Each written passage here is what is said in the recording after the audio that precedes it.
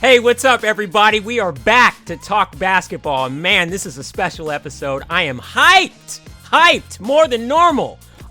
We got a special guest. The great John Salley is joining us. Dr. Dan Ratner is here as my co-host. I'm Suli McCullough. Let's do this. It's time to run it back, y'all. This is very exciting. John, it's great to have you on the show. And listen, the way we start this is we usually go to Suli's jersey. And He's got a special jersey on. I'm sure it relates to you. You can see it's a Pistons jersey already. So tell us the story. It's all incorporated. I am going with, as you can see, number 11, the point guard. As a 5'8" point guard myself, shoot first point guard. I love the little men, and Isaiah is one of the greatest of all time. So I'm going with an Isaiah Thomas Pistons Bad Boy jersey, sand knit, size 40, for none other than our special guest this week, the great John Salley. And, this is awesome. But, John, I often wear a shirt, that I choose, and it often relates. Mine is Mark Price. That's an old, Mark Price. There you go. So we both have some point guards. Yes, we're both little point guards that make it happen. You both have guards that don't like passing the ball. It's amazing. It says a lot about both of us, actually. Yeah, I'm surprised there's one microphone. Oh, there are two microphones between the two. I was wondering. Let me see my shirt. Yes. Nice. Cannabis, LA. Yes. That's nice. That's a good one. You're setting the tone, John. You're setting the tone. I'm a true NBA player. Cannabis first. Nice. Well, listen, when we first started doing this show, you, I think, are like the ideal guest for us because, first of all, you're a 4-time NBA champion, so you've got pedigree, and you've had a phenomenally successful life after basketball, which a lot of NBA players can't make that claim. So, and you know the game. Like, you come from an era that is probably the greatest era of basketball. So I agree. We wanted to jump it off with just I got a ton of questions for you, John. I'm your friend. I know you, but I want to talk hoops. That's what Run It Back is all about. Okay, good. Let's run it back. I think my memory is great. I know last year, Suli, I posted a picture of Isaiah, all his stats for the first 5 years. Yeah. And Steph Curry, all his stats for the first 5 years. And they were way lower than Isaiah's. So, and you said one of the greatest players of all time. I get in trouble for saying it. I get in trouble. I played with Michael, Kobe, Shaq, but he's 6 foot. Yes. One. Yes. And can do things that everybody else can do at 19 and 20. Yes. When guys back in the NBA, when you had to be 30 to get in. Yeah. He was an unbelievable player. I mean, that's the first question I think we have to go to. Why doesn't Zeke get his props? Like, there are some players that, people fall in love with them as time goes on. I think Zeke doesn't get his props for what he accomplished.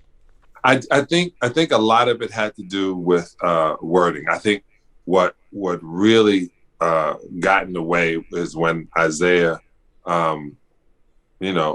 and Larry Bird got into it in 1997 when Isaiah agreed with Dennis Rodman, and the reporters were like, "Hey, do you know what you just said? But we just lost in Game 7.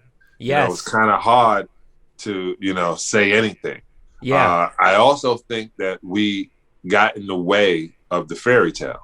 Remember, Larry Bird and Magic Johnson come out of college in 1980, I think it was. Yes. 79, whatever it was, to save the NBA.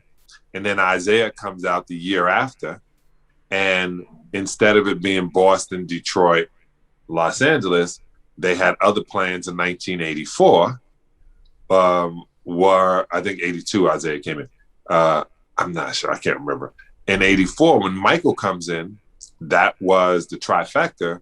And this team called the Detroit Pistons, with a slew of characters, interrupted the ball. Right. And and their prince kept, driving home in Ferraris. Yes. Yes.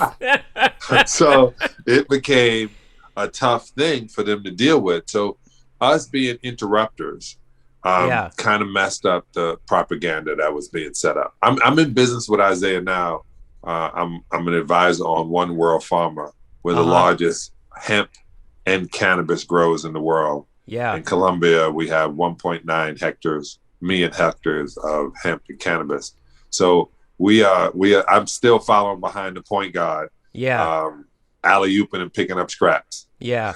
I remember the first time that we met, John, you said something to me that stuck with me to this day. You said, "Give me back my wallet." No, well, that was one thing. I was like, oh, that dude's got a championship. I know he got money. But you said Isaiah is such a strong-willed person that if he was locked up in prison, he would run a prison. And I never forgot that. Yeah, that is amazing. That is definitely, I've said it before.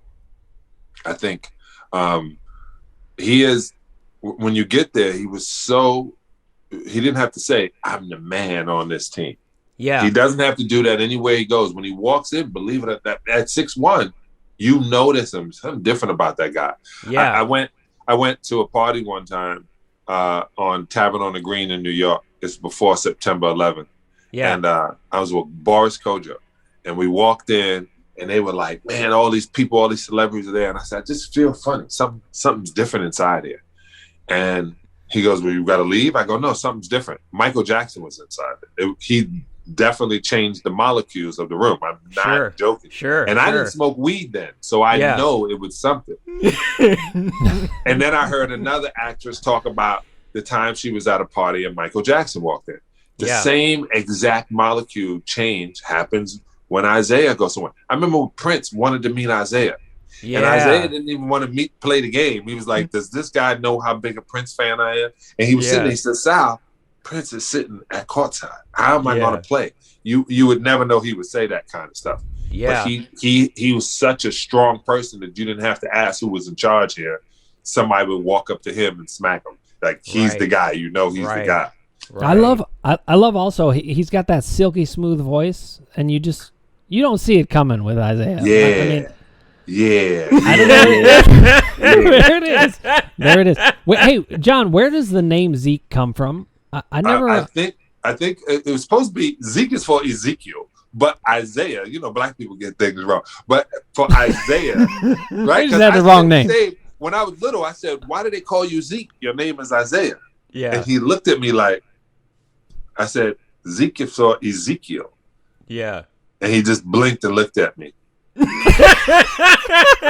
said, I'm not passing you the ball. Yeah, I said, rookie mistake. Say nothing to the vet. I call, his nickname is Junior. His mother called him Junior, so we call him Junior on the squad. Just like we don't call Dennis the Worm, we call him Big Man. It's just we had so many different. I tell you, I was on a team of characters. Yes. Yes. But this is funny. I got to skip because you're wearing Mark Price's number, and Mark Price is. I went to Georgia Tech first. Coach Crimson said to me, "If you come to Georgia Tech, others will follow." And I need this point guard named Mark Price out of Oklahoma. Now I had just played against in the summertime before we even got to that point. I played against these guys in Oklahoma, and I'm thinking, "Oh, this is the kid he's talking about." Right. No. And then Mark Price comes in, does not talk. Walks on the court. I mean, he is definitely silent. I think I was one of the first 3 black guys he met in his entire life. Right. Then he goes to Georgia Tech, where black people originate from, Atlanta, and he's just quiet. And he gets on court, and everybody realizes, oh, he's the man. Yeah. I'm telling you, it's the same exact thing. As you got to have that. Steph Curry has it. Yes. You go and you see him. You go, what's this little kid doing here? Yes. And you go, to bust my ass. Oh, okay, he's incredible. So both those point guards were great in my life, and I was lucky to have them. Definitely lucky in order for my career to go. But I just think I had to say that because you're wearing that Cavs shirt. I almost wasn't Cleveland Cavalier, believe it, man. Really? I used to get threatened to be traded there, and so I played better not to. That's what they would say to you? That's funny. Hey, John, making it in the NBA is more than about just having talent on the court. Yeah. Can you just talk about the business of basketball and how you have to understand that? Yeah. So in football, I forgot to Doc. You got to give me the name of the test that they give football players. Oh, the Wonderlic. Yeah. And I always wondered that, why do you need to take a test to play football? It's a savage game. Yeah. That's why it's called the Wonderlic. Everybody wonders why you're giving it. Yeah. And then I went into a football locker room. Yeah. This is the truth. Not until 2000 and something, I go to a college football game. It was Ohio State versus Florida. Yeah. And Ohio State got destroyed because they were playing against, I don't know. Some of the guys was from, Country Day Correctional Facility. Sure. Sure. Dressed as college students. Sure. With but when they went to the locker room. The wide receivers went this way, the quarterbacks went this way, the running backs went this way, and I saw them break up. And no matter how tired they were, I saw them going over the mental part of what they needed to do because everybody had to focus on it. When you get into the NBA, the difference when you see a guy in college, you say, man, he's going to be great in the pros. Yes. And then he gets in the pros, and not that he gets traded a lot. That happens when you're valuable. Is when you can't move to the next level. Yeah. And what I mean by that is I go pro 1986 in June. I leave and go to Detroit in September. We're in training camp. By February, when the All-Star game was coming and I was so ready to get out of Detroit, away from these guys, and back down to Atlanta, Georgia, I have my practice sheet. Mm-hmm. And so I give it to Coach Crimmins, and he's looking at it. He goes, "This is all you guys do?" I go, "Let me run practice." He goes, "What?" I said, "Let me run practice. We're going to set it up." He goes, "I don't do it that way." I said, "Let me show you something, Coach." Practice was 55 minutes. Yeah. When we finished, I was the only one standing. Whoa. These guys could not believe what we were putting ourselves through in practice every minute. Because in Detroit, in the NBA, the game is seconds. Yes. So you got 24 seconds, right? You really only have 18 seconds. Yes. Because when he gets the ball, he's pissed off. The big man is coming down court. All of a sudden you get up court and you look, and it's taking him 9 seconds or 8 seconds to get the ball across the court. You got 16 seconds to run a complete play where 3 people got to touch the ball. Yes. Now, if you don't know how to move your mind at this level, you can't play in the NBA. Your mind goes into hyper speed. Wow. And the hyper speed is you have to make decisions before it even gets to that point. I had to be 3 steps ahead. So give you an example. All of a sudden, you see a guy, you set a pick, a guy comes off your pick, you turn and you post in college, not in the pros. In the pros, you run down, your pick is push him with your arm, see him out this eye right here. Yes. Especially Isaiah, because if you don't, that's where you're going to get hit. Yes. Yeah. So it was hyper, and then massive, strong people. So your mind changes. So when I ran practice, we would run something. It was never slow down, get some water. All of that is a process of how the game is going. Yes. You grab the water, you drink it. And, when you're growing up, they go, water break. All right, guys, take a break. No. In the NBA, you better keep that locomotive going as fast as you can. And when you catch it and you're 4 feet or you're 6 feet away from the basket, 9 feet away from the basket, and your player is 2 feet away from you, that's a shot. Yeah. Now, when I said that, they were like, "What?"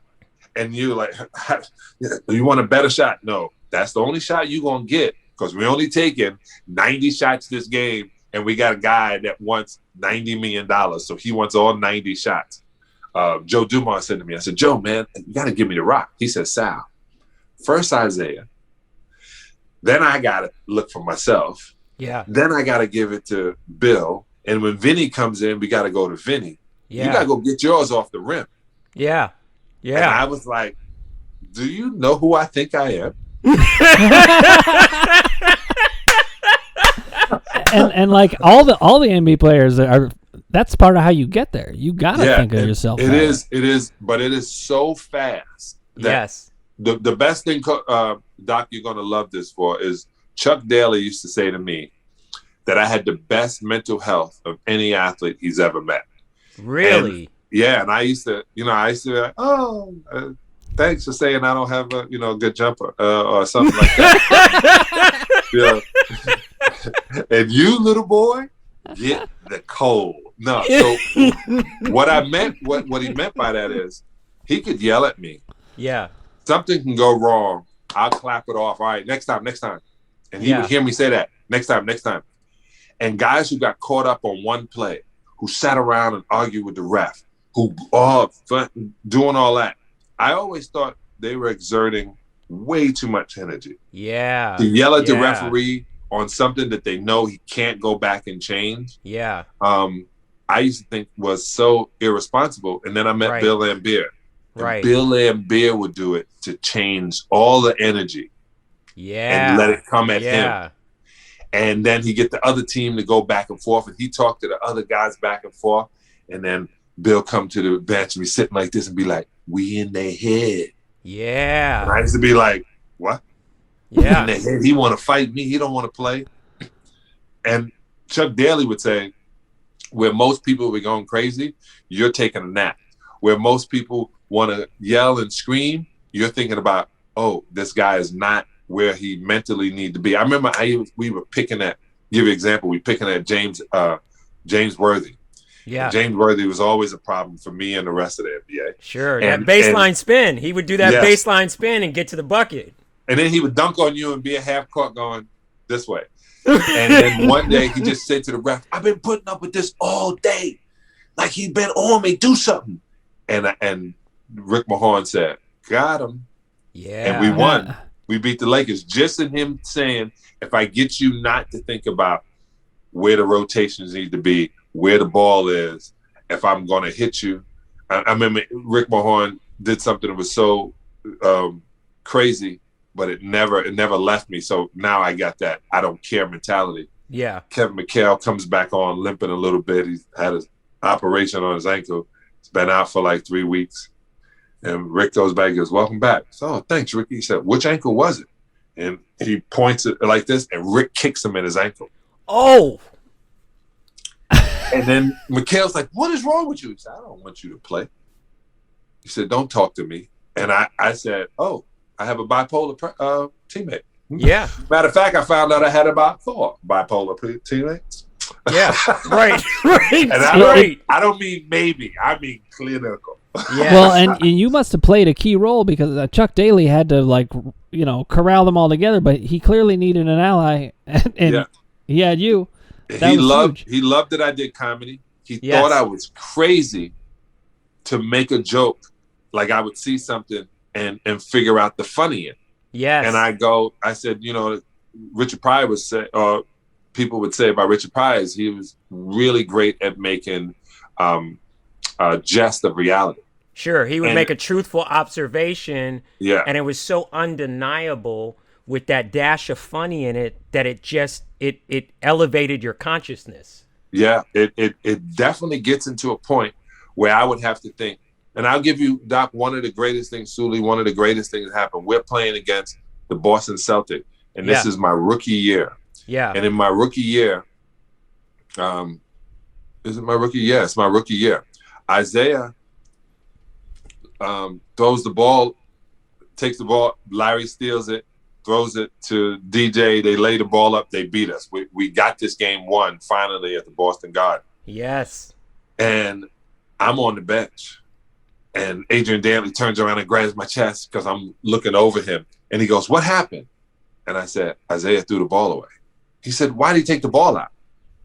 Now, that was a mental lapse. A mental lapse, Guards don't take the ball out. Sure, no. Big men Guards get the ball, out. so you foul them, they go to the line and close the game. But it reversed. So Isaiah's just looking that we're finally going to beat the Celtics. He grabs the ball and goes to throws it to Bill Laimbeer. Well, Yes. Bill Laimbeer knows Larry Bird hates him. Yes. And Larry's going right at him. So Bill steps back and Larry steals the ball. Like a mental lapse between both players. One, Yes. don't take the ball out. Two, step to the ball. Yes. Two things they didn't do.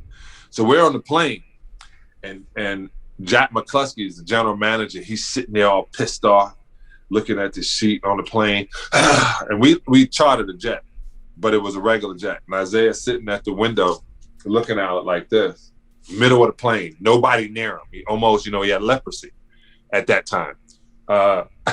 That's what it felt like. So I go and I sit next to him, and I have some peanuts, and I sit next to him, and there's a seat in between us. And he looks over at me, and he goes back, and I go, want some peanuts? And he's like this, and I know he wants to punch something. I go, what's wrong? He goes, Sal, I just threw the game away. And I go, no, you just proved to us we can beat them in the Boston Garden. We had them beat. Wow. That's all we needed. And I go, we're going to beat them at home. Then we're going to go back and beat them again because now we know we can beat them. Yeah.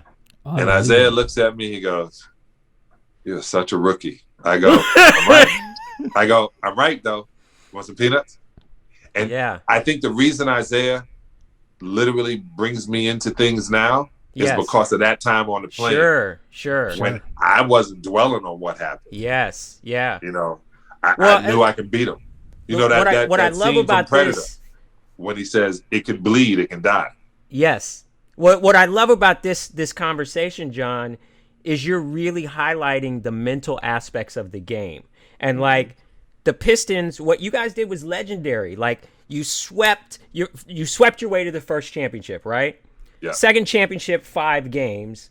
The third time you're there, you get swept by the Bulls, right?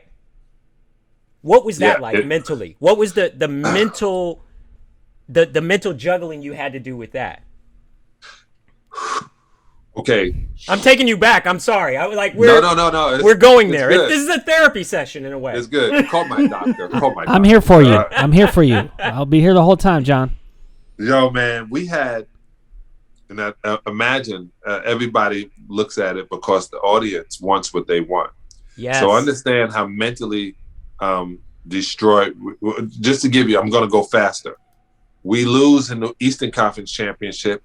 Adrian Dantley and Vinnie Johnson hit their heads. Yes. We go back. The next year, we beat the Celtics. They don't shake our hands. Yes. They walk off the court during a foul shot. Yes. So, but they the Celtics. Sure. We should have never done that. Sure. We get there and no one expects us to be in the West in the finals, and we take the Lakers to Game 7. Yes. We get cheated. Now imagine, back then, you couldn't just fly out. So we had to stay at a Marriott at the airport and hear the streets going crazy.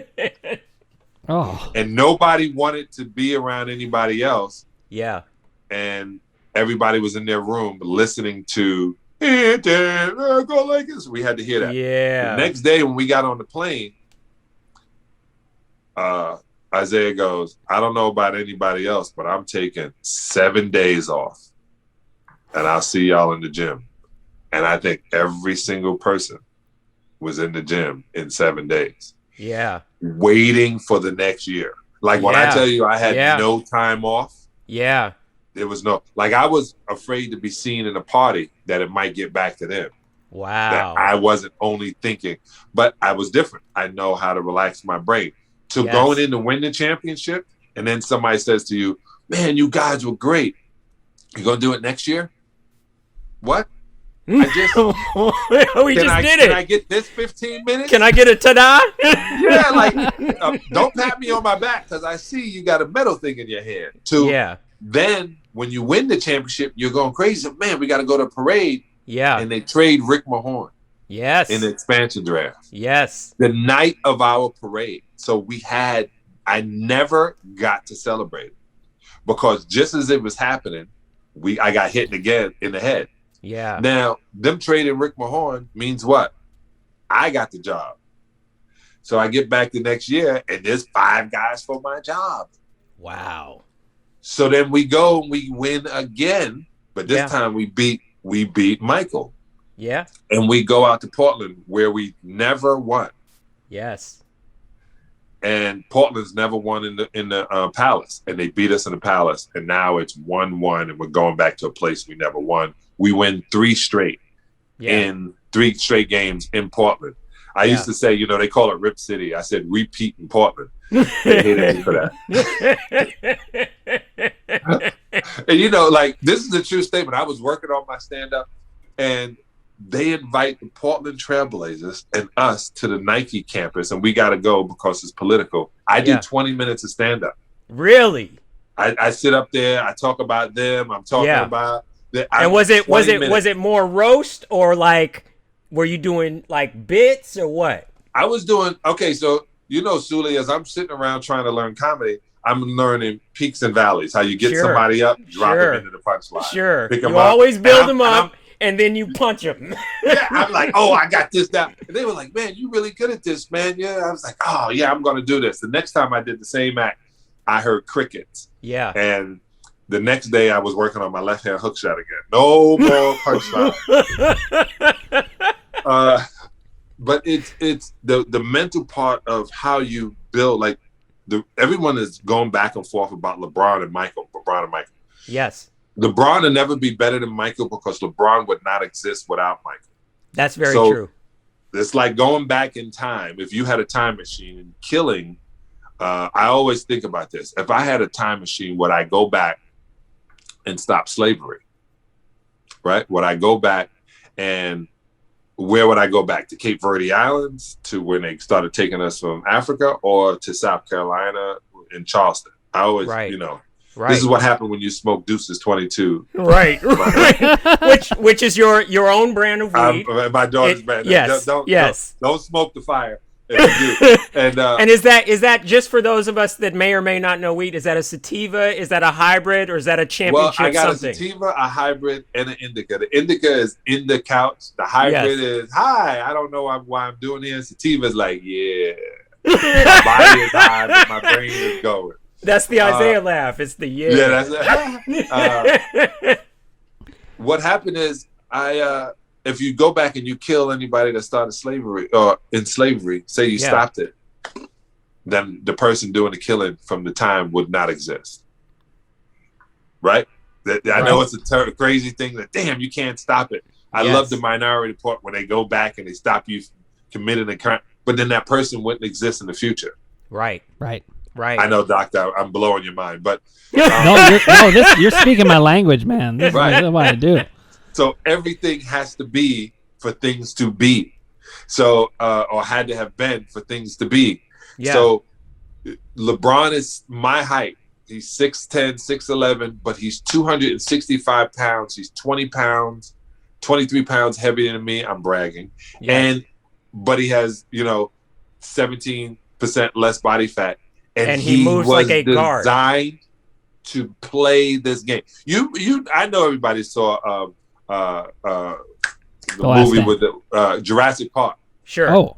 When they made that at the last one, it got really crazy. They took the DNA of this and they put it with this and they did it with this. Yes. That is LeBron. LeBron is made to play basketball. He may want to do other things. He may feel other things, but this kid is a cyborg. John, let me tell you something. I wrote for LeBron when he hosted the ESPY Awards, right? I wrote for Jamie Foxx 2 years, and because I'm a sports fan, I was like, oh, I'm going to do this job until they asked me not to do it. I wrote on the ESPYs for 6 years. The year LeBron hosted, they flew me out to his camp in Akron, Ohio. So I spent 4 days in Akron at LeBron's camp. And I thought, I have a rent-a-car. I'm going to meet up with him and his boys. I'll have 10 minutes here, 10 minutes there just to pitch jokes. This dude came to the hotel to pick me up. We drove around Akron. We got a burger and a shake. We sped past a cop, and the cop was like, hey, LeBron, right? And I was like, oh, this dude is the man, right? Yeah. But watching him in that camp, he was a gym rat. This was before the MVPs, before the championships. This is when they were questioning how good this guy was going to be.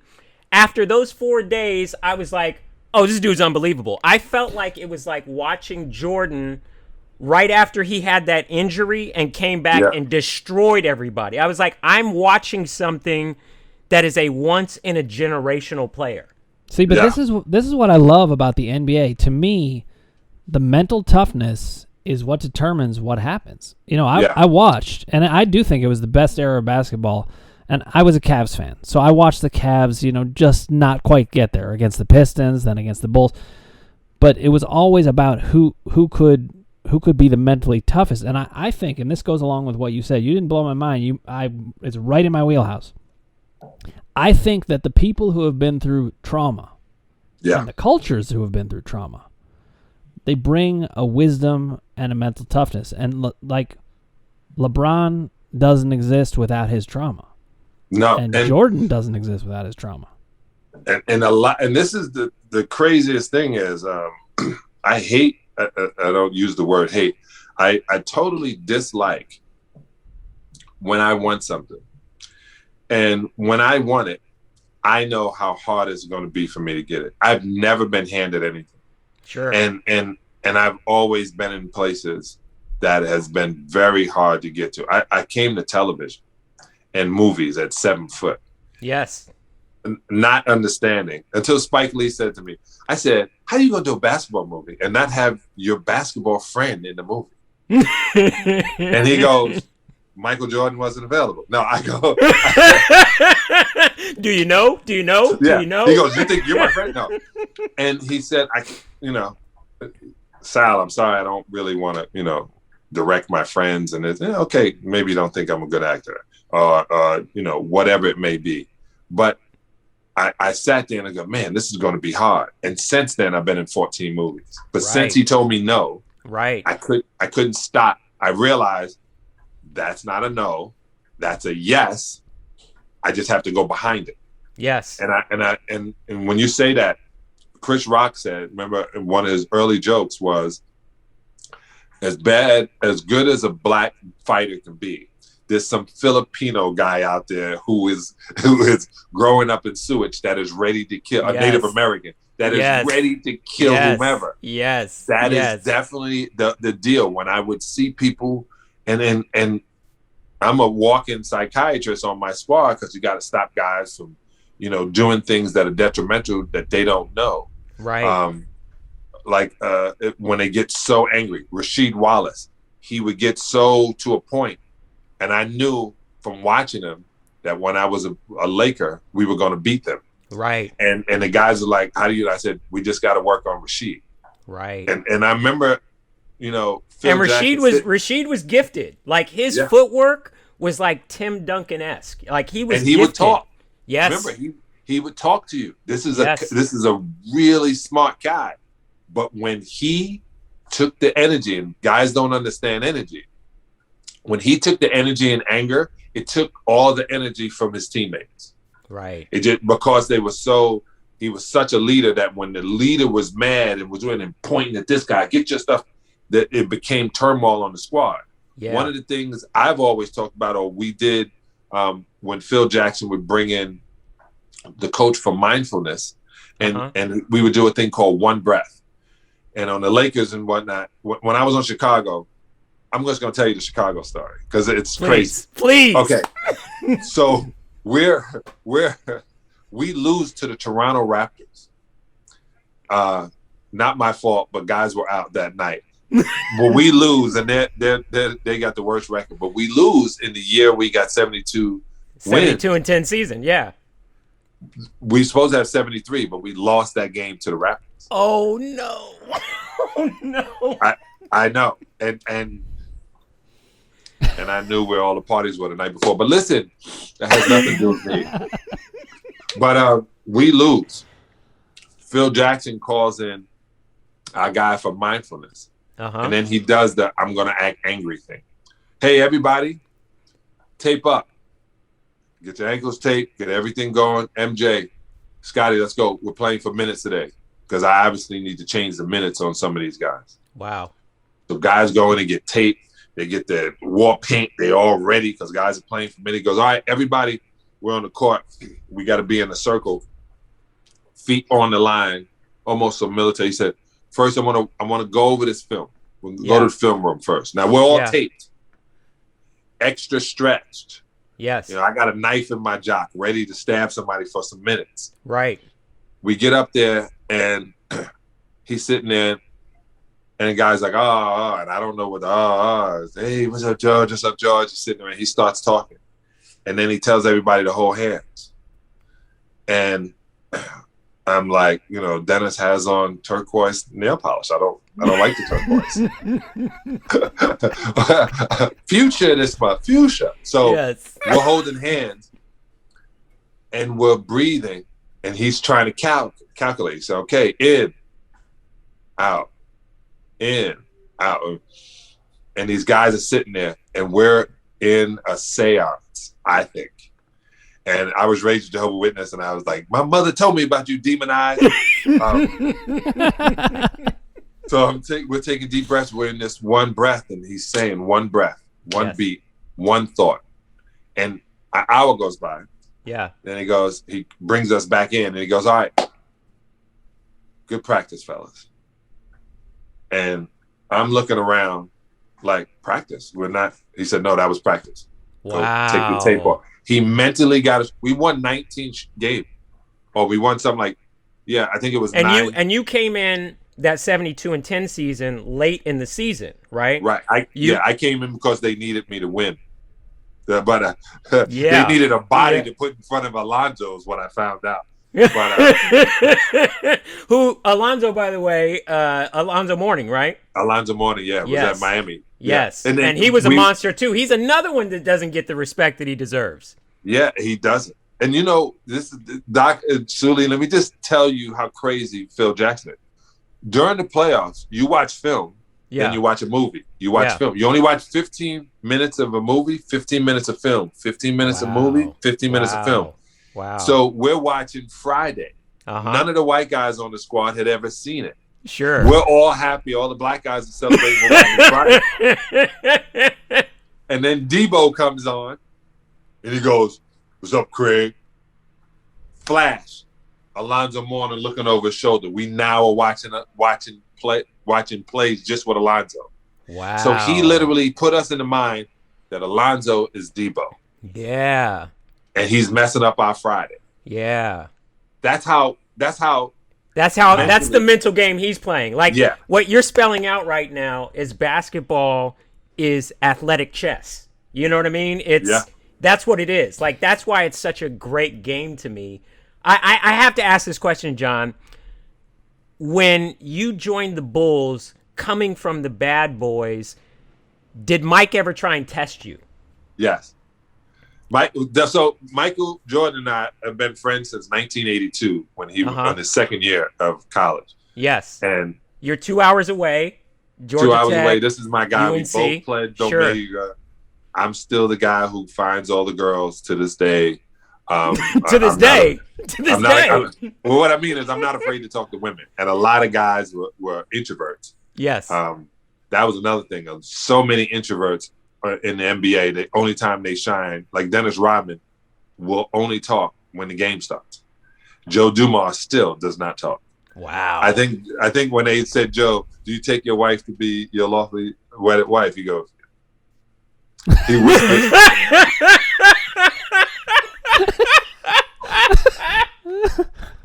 Because he would just whisper to Isaiah, and Isaiah would go like, I said, what did he say? Did he say anything? Yeah.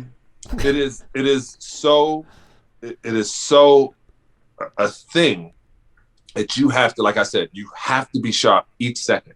Yes. And remember, it's every single second. So Michael would say to me, yeah, I got you on this squad. He goes, now you're going to be a Bull. Do some of that stuff you do when you was a Laker. I mean, when you were a Piston. When you're a Piston, When you're a Piston. So we have Phil tells Michael and Scotty to go. They're in the locker room. They don't need to practice today. They've been up since 7:00 lifting weights. You know, they get there early. You know, who do they think they are? Top 50 players? Assholes. Right. Anyway, Michael knows something's up. Yes. So Michael acts like he's leaving, doubles back, has on his tennis sneakers, like literal tennis sneakers. They're Nikes. They Vans with a Nike swoosh on them. That's it. Yes. He ties those up. He said, no, Phil, I'm in this scrimmage. Put the Pistons and then this is when Ron Harper was so mad. Put Ron Harper over there because you was a Cav, and it's the Bulls against the Pistons and the Cavs, and we have Randy Brown. Wow. So all of a sudden he's playing. Michael gets a steal. I'm running back. I turn back, and I'm going to block the shot. Yeah. And I turn back. Can I swear on here? You can do whatever you want, John. Yeah. So I turn back, and I'm about to jump, and all of a sudden I mistime it. When I look up, Michael's midsection is going by my head, and he's like, "Block this, bitch!" Wow. Yeah, that bad boy shit. And I'm running like this. After practice, I go home and I call my mom and I say, I just saw the greatest basketball player of all time. Because Johnny, it took you this long. It took you this long to be honest. I said, Ma, he did it in sneakers. I said, not Air Jordans. He did it in not Air shoes, Jordans. not sneakers. Yeah, not in these. Not in these. No, not in these. Not with the 45 or not in the Space Jams. He did it in regular sneakers. With sweats on. Everybody's wearing shorts. I'm telling you, this dude was so different. And Michael's so loved. Like, he's so loved to have those conversations about what we were having conversations about while we were playing them. Yes. And I said, Michael, it's easy. Push you left. And as soon as you put your right hand on it, step on your right side. Yeah. And he was like, what? That's what y'all think? I go, yeah. He goes, I had 62 that game. I go, we were wrong. But we were wrong a lot. But now, let me ask you this, though, because we're in this space right now. Jordan's the greatest. Yeah. Kobe Bryant. You gotta give me some insight. You gotta give me a John Salley, Kobe Bryant story. Kobe Bryant's going into the Hall of Fame. Jordan is speaking on his behalf. The ball is in your court. Chris Tucker, Dave Chappelle, me, Michael Jordan, Dr. J, Charles Oakley, all at the Kentucky Derby. Yes. All of a sudden, Chris Tucker, Dave Chappelle, we needed a camera. He goes, right here. This is your man. MJ's right here. He goes, oh, Sal. He said, who is better right now? Kobe or Mike? Come on, man, give it out. You boys right here. And I put my hand on Michael's shoulder and I go, at 27? I said, Michael, at 27, this boy would give you the business. And Charles Oakley comes from the right and punches me in the stomach, knocks all the air out of me. Wow. That's how crazy I was. That's how crazy Charles was. Charles been wanting to hit me since 1990. I don't know. This guy wanted to kill me the whole time. But at 27, I thought Michael, just to be messing with Michael. Yes. But I literally said to Kobe, I would go play against Kobe. Kobe had VHS tapes, putting it in. He would carry the machine and watch everybody, but he watched Michael every single day. Yes. Like, you know how we get up and we turn the news on? Yes. He turned on another Michael video. Yes. To the point where he transformed into Michael, but he was Kobe. And Jamie Foxx has a great joke. He said, Kobe Bryant at one point used to blink like Michael Jordan. Well, he got all the look.